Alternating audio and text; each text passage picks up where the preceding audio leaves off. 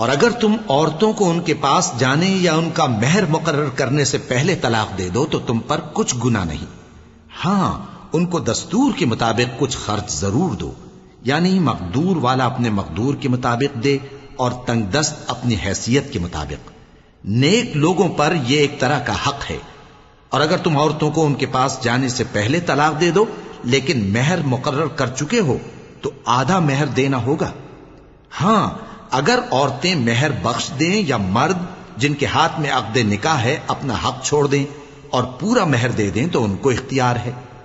اور اگر تم مرد لوگ ہی اپنا حق چھوڑ دو تو یہ پرہیزگاری کی بات ہے، اور آپس میں بھلائی کرنے کو فراموش نہ کرنا۔ کچھ شک نہیں کہ اللہ تمہارے سب کاموں کو دیکھ رہا ہے۔ مسلمانوں، سب نمازیں خصوصاً بیچ کی نماز یعنی نماز عصر پورے اہتمام کے ساتھ ادا کرتے رہو اور اللہ کے آگے ادب سے کھڑے رہا کرو۔ پھر اگر تم خوف کی حالت میں ہو تو پیادے یا سوار جس حال میں ہو نماز پڑھ لو۔ پھر جب امن و اطمینان ہو جائے تو جس طریق سے اللہ نے تم کو سکھایا ہے جو تم پہلے نہیں جانتے تھے اللہ کو یاد کرو۔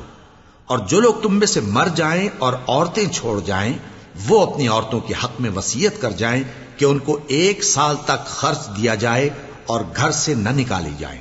ہاں اگر وہ خود گھر سے چلی جائیں اور اپنے حق میں پسندیدہ کام یعنی نکاح کر لیں تو تم پر کچھ گناہ نہیں، اور اللہ زبردست ہے، حکمت والا ہے۔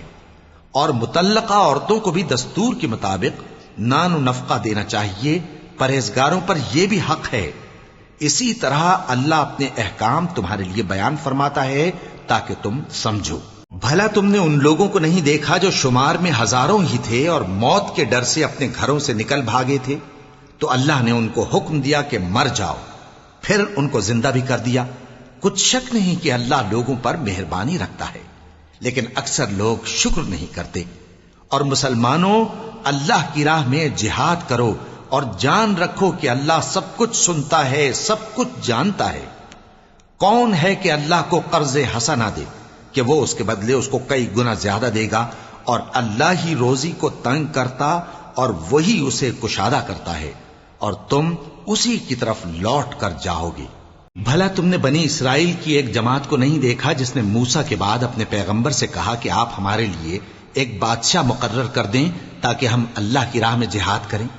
پیغمبر نے کہا کہ اگر تم کو جہاد کا حکم دیا جائے تو ایسا تو نہیں کہ لڑنے سے پہلو تہی کرو۔